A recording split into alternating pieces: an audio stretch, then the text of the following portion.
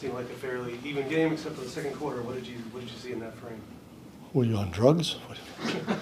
Not yet. Even game? What the huh? Won the second. Come on. Wow.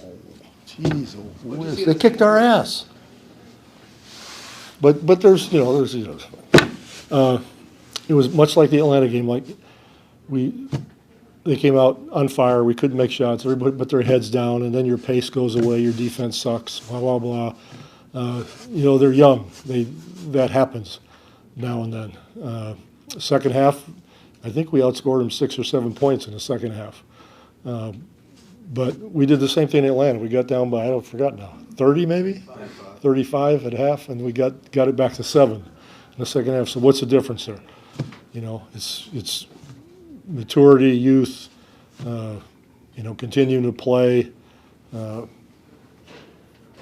understanding what it takes and what your job is night in and night out, all those sorts of things.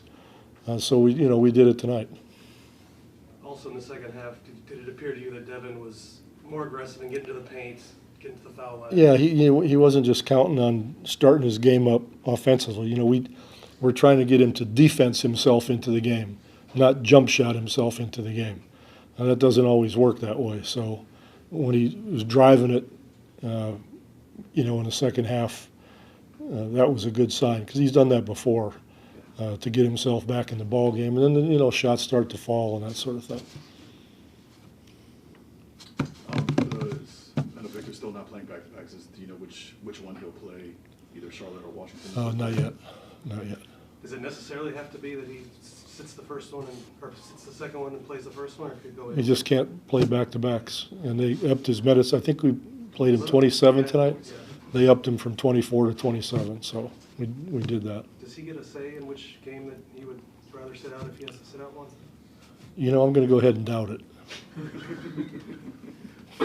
Just saying.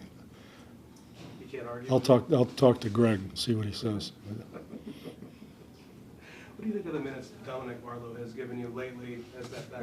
He's just kind of like an Energizer bunny. He's somebody who's just really learning the game and trying to feel comfortable out there. But he's bouncy and he runs, and he's a team player. So it's nice to have him while Zach and Charles are out.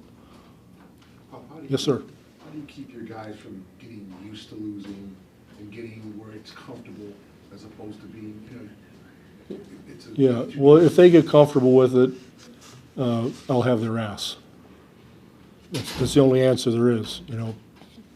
People, we're going to lose some more games. We're not going to win 47 games, but that's not important to me, and I'll make sure it's not important to them. We'd all like to win rather than lose, but if they're not competing at a certain level or executing at a certain level, we'll be on them just as much as if we were winning. And if there's someone who can't handle that, they'll be gone.